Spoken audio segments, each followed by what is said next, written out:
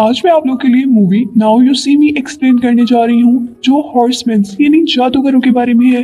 तो मूवी के स्टार्ट में हम उन्हीं जादूगरों में से एक को देखते हैं जिसका नाम डैनियल है और वो प्लेइंग कार्ड से सब लोगों को अपना जादू दिखा रहा है। यहीं से सीन कट होकर मैरिट की तरफ जाते हैं जो हिप्नोटाइजिंग मास्टर है, यानी वो किसी को भी हिप्नोटाइज करके अपना काम करवा सकता था। इसके बाद एंट्री होती है जैक की जो बोर्ड पर लोगों को जादू दिखा रहा था। आखिर में हमें हेनली देखने को मिलती है जो लॉस एंजलिस में अपना जादू परफॉर्म कर रही थी, लेकिन यहाँ एक मिस्टीरियस आदमी सब पर नजर रख रहा था। ये आदमी कौन है ये तो मिस्ट्री ही है जो हमें मूवी के एंड में पता चलेगी। यहाँ अब हम देखते हैं कि इन चारों को टैरो कार्ड्स मिलते हैं जिन कार्ड्स पर आई का सिंबल बना हुआ था और इस कार्ड पर एक एड्रेस और डेट भी मेंशन थी, यानी वो एक इनविटेशन था। अब वो चारों एक बिल्डिंग में पहुंचते हैं जिसका एड्रेस उस कार्ड पर मेंशन था। वहां पहुंचने पर उन्हें वो बिल्डिंग लॉक मिलती है और फिर जैक उस बिल्डिंग का ताला तोड़ता है और अंदर जाने पर उन्हें वहां पर एक रोज और एक पानी का मग मिलता है। जैसे ही रोज को उस पानी के अंदर डालते हैं तो फ्लोर में से स्मोक प्रोड्यूस होता है और साथ ही एक प्रोजेक्टर भी ऑन हो जाता है। इस प्रोजेक्टर पर उस शो का डिजाइन और डिटेल्स थी, यानी अब उन लोगों को साथ मिलकर काम करना था और फिर ये सब यहीं पर खत्म हो जाता है और हम मूवी में एक साल के बाद इन चारों को एक साथ वेगस में शो करते हुए देखते हैं। इधर शो में हम दो और नए कैरेक्टर्स को देखते हैं, आर्थर और थेडियस। आर्थर इस शो का स्पॉन्सर है और साथ ही एक बहुत बड़ा बिजनेसमैन और थेडियस जादूगरों के जादू को एक्सपोज करने का काम करता है और उनकी ट्रिक्स की मिस्ट्री लोगों को दिखाता है। और इस शो में भी वो एक वीडियो रिकॉर्ड कर रहा था ताकि वो इन सब को पब्लिक में एक्सपोज कर सके। इस शो में मैजिशियंस बहुत सी ट्रिक्स दिखाते हैं और अब उनका लास्ट ट्रिक था बैंक रॉबरी। इधर वो पब्लिक में से एक आदमी को लेते हैं और उसकी बैंक की डिटेल्स लेकर उसे स्टेज पर बुलाते हैं। स्टेज पर डैनियल उस आदमी को एक कार्ड देता है, कहता है कि इस कार्ड पर साइन करके इस शो की टिकट के साथ अपनी पॉकेट में रखो। लोग अपने जादू के जरिए उस आदमी को उसके बैंक में भेजने वाले थे और इसीलिए मैरिट और जैक उस आदमी को एक हेलमेट पहनाते हैं जिससे वो इस शो के साथ कनेक्ट में रह सकता था। फिर हेनली अपने जादू से एक टेलीपोर्टेशन मशीन स्टेज पर लेकर आती है। अब वो लोग टेलीपोर्टेशन मशीन की हेल्प से उस आदमी को उसके बताए हुए पेरिस के एक बैंक में पहुंचा देते हैं और वो आदमी सचमुच स्टेज से गायब हो जाता है। और कुछ देर बाद हम देखते हैं कि शो की एक बड़ी स्क्रीन पर वो आदमी नजर आ रहा था और वो सच में बैंक के लॉकर में था। यहाँ बहुत सारे पैसे थे। वो आदमी डैनियल की इंस्ट्रक्शंस के अकॉर्डिंग अपना साइन किया हुआ कार्ड और उस शो के टिकट्स उन पैसों पर रखता है और फिर अपने हेलमेट से एक बटन दबाता है जिससे वो सारा पैसा वेंटिलेशन पाइप्स में जाकर वहीं पर आ जाता है जहाँ शो हो रहा था। पूरा हॉल उन पैसों से भर गया था और जब लोग उन पैसों को चेक करते हैं तो वो पैसे बिल्कुल असली होते हैं और दूसरी तरफ जब बैंक खुलता है तो वहाँ पर उन्हें पैसे नहीं मिलते बल्कि वो साइन किया हुआ कार्ड और शो के टिकट्स थे। रॉबरी की वजह से वो लोग बहुत ज्यादा फेमस हो गए थे और उस रॉबरी की वजह से पुलिस उन्हें अरेस्ट कर लेती है और इस रॉबरी केस की इन्वेस्टिगेशन का काम एक FBI एजेंट डीलन को मिलता है। अब अपनी साथी के साथ मिलकर उस आदमी से इन्वेस्टिगेट कर रहा था उसको हॉर्समैन्स ने उस शो में यूज किया था, लेकिन यहाँ उनको कुछ भी पता नहीं चलता क्योंकि उन हॉर्समैन्स ने शो के दौरान उस आदमी को हिप्नोटाइज कर लिया था। वो अभी तक हिप्नोटाइज था। इसके बाद वो लोग हॉर्समैन से इन्वेस्टिगेशन स्टार्ट करते हैं, लेकिन वो हॉर्समैन अपनी ट्रिक और बातों से उन लोगों को बेवकूफ बनाकर वहां से चले जाते हैं। ऐसे पुलिस को उनके खिलाफ कोई सबूत नहीं मिलता, पुलिस भी उन्हें छोड़ देती है। लेकिन किसी भी हाल में इस केस को सॉल्व करना चाहता था और जैसे ही उसे पता चलता है कि थेडियस जो मैजिशियंस को एक्सपोज करता है इस शो में था तो वो फौरन थेडियस की हेल्प लेने जाता है। उनकी बातों के दौरान अब हमें लाइनल श्राइक के बारे में पता चलता है। तो एक कमाल का मैजिशियन था पर थेडियस के एक्सपोज करने से उसका सारा करियर तबाह हो गया, लेकिन उसने हार नहीं मानी और नई ट्रिक्स बनाने लगा। में से एक ट्रिक को परफॉर्म करते हुए लाइनल श्राइक एक दिन मर गया। इधर वो थेडियस से पूछते हैं कि क्या तुम लाइनल श्राइक की मौत का जिम्मेदार अपने आप को समझते हो? कहता है बिल्कुल भी नहीं, वो सिर्फ अपनी ट्रिक की वजह से मरा था। इसके बाद थेडियस उन्हें एक्सप्लेन करता है कि कैसे हॉर्समैन्स ने वो बैंक लूटा था। वो बताता है कि उन्होंने उस आदमी को जिससे उन्होंने बैंक की डिटेल दी थी उससे पहले ही हिप्नोटाइज करके उससे डिटेल मांगी थी और फिर स्टेज के नीचे बैंक की एक सेम कॉपी बनाई गई थी, यानी वो आदमी ट्रांसपोर्ट होकर पेरिस नहीं गया था बल्कि सिर्फ स्टेज के नीचे गया था और वो पैसे जो बैंक से गायब हुए थे और यहाँ पर आए थे इस बारे में थेडियस कहता है कि शायद उन पैसों को ट्रांसफर टाइम में ही चोरी कर लिया गया होगा।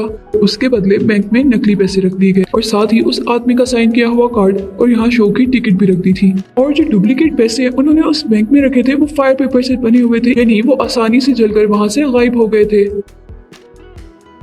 इसके बाद हम हॉर्समैन्स को अब एक नए शो में देखते हैं। हॉर्समैन्स के इस शो में डिलन, उसके साथी और थेडियस भी आते हैं। अब वो इस शो में अपनी लास्ट ट्रिक के लिए एक बिजनेसमैन आर्थर को बुलाते हैं और आर्थर ही इनके शो का स्पॉन्सर था।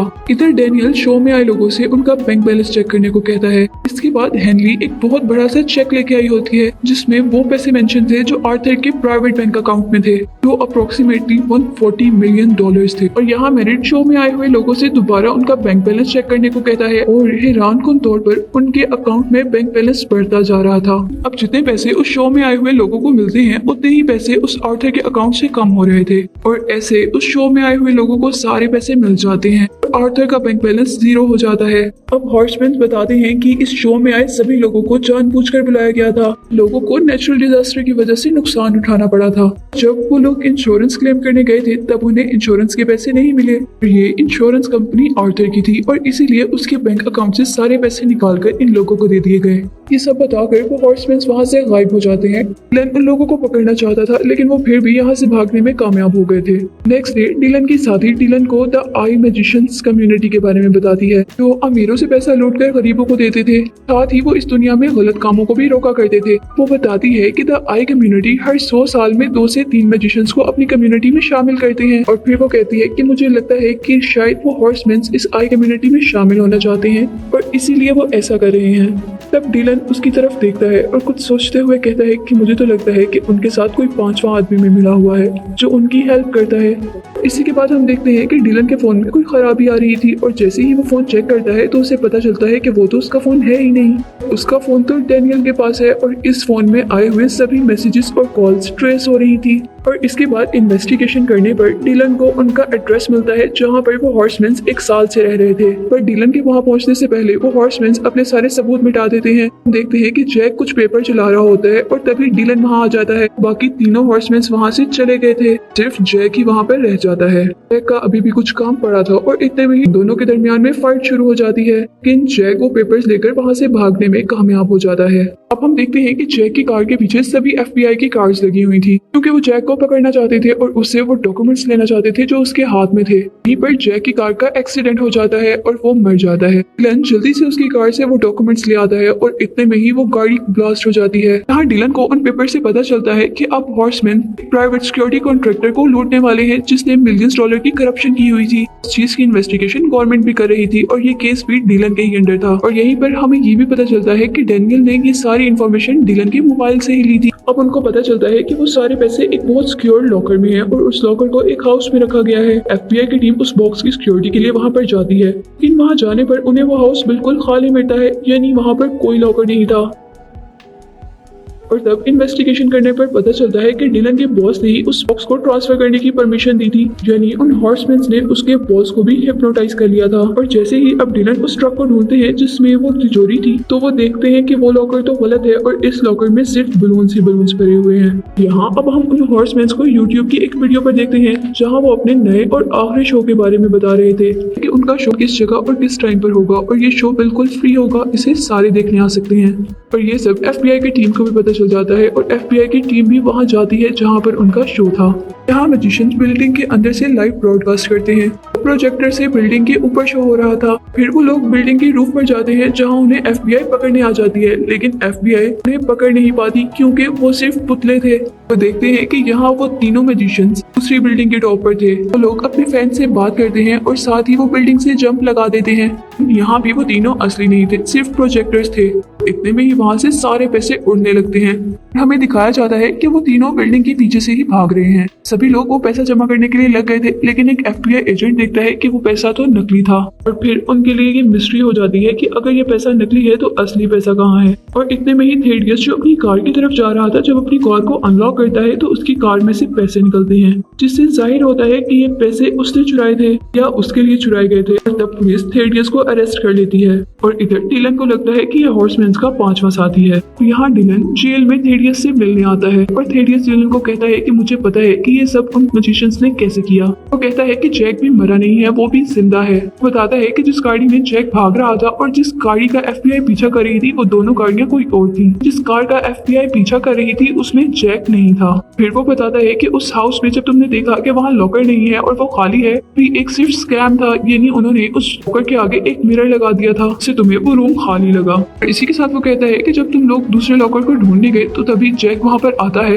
मिरर तोड़कर और साथ ही वो लॉकर तोड़कर सारे पैसे ले जाता है। यहाँ डिलन उससे कहता है कि कोई खुद को मरने का टाटा क्यों करेगा, उन्होंने तो पैसे भी नहीं रखे, कोई इतना बड़ा रिस्क क्यों लेगा। इस बात पर थेडियस कहता है कि यही सिर्फ एक बात है जो मेरी समझ में नहीं आ रही। डिलन अब थेडियस से कहता है कि मुझे सारी कहानी समझ आ गई है। यहाँ जब थेडियस वहाँ से पीछे मुँह करता है तो मूवी की मिस्ट्री खुलती है। डिलन एकदम से वहाँ जेल से बाहर चला जाता है और उसे कहता है कि शायद तुम्हारे से किसी ने बदला लिया है, लाइनल श्राइक का, जिसको तुमने एक्सपोज किया था और जिंदगी बर्बाद की थी। वो बताता है कि वो लॉकर जो उस इंसिडेंट के टाइम पे यूज हुआ था उसको अल्कोहल कंपनी ने उस बैंक के लिए बनाया था जिस बैंक को अब हॉर्समैन्स ने लूटा था। उस लॉकर की खराबी की वजह से लाइनल श्राइक मर गया था। लाइनल श्राइक के मरने के बाद उसकी फैमिली के लिए बिजनेसमैन आर्थर की कंपनी ने इंश्योरेंस क्लेम नहीं किया था और इसीलिए उस आदमी ने आर्थर के भी बैंक से वो पैसे निकाल लिए और इन हॉर्समैन्स ने इन सबको लूट कर लाइनल श्राइक का बदला लिया है। इन सब ने तुम्हें फंसाया है। और इसी के बाद जब थेडियस कुछ सोचने के लिए पीछे मुड़ता है तो अचानक डिलन बाहर आ जाता है, जिससे मूवी की मिस्ट्री खुल जाती है कि यही 5वां हॉर्समैन है। हमें ये भी पता चलता है कि डिलन ही लाइनल श्राइक का बेटा है और उसी ने ये सब अपना और अपनी फैमिली का बदला लेने के लिए किया था। और जो मूवी के स्टार्ट में हमने एक मिस्टीरियस आदमी को देखा था जो उन चारों पर नजर रख रहा था, वो भी यही था। ये चारों हॉर्समैन अब लॉस एंजलिस जाते हैं जहाँ उन्हें लाइनल श्राइक का एक ट्री मिलता है जिसके अंदर आई का सिंबल बना हुआ था और वो जैसे ही चारों अपने अपने कार्ड्स उसमें लगाते हैं तभी वो देखते हैं कि वहाँ पर सारी लाइट्स, सॉन्ग्स, स्विंग्स ऑन हो गई हैं। और यहाँ पर अब उन्हें डिलन मिलता है जिसे देखकर वो बहुत खुश होते समझ जाते हैं कि डिलन ने ही उन सबको इकट्ठा किया था। डिलन ही वो 5वां हॉर्समैन है और डिलन भी आई कम्युनिटी के लिए काम करता है और अब डिलन उन सबको आई कम्युनिटी में वेलकम कहता है। इसी के साथ ये मूवी यहीं पर एंड हो जाती है।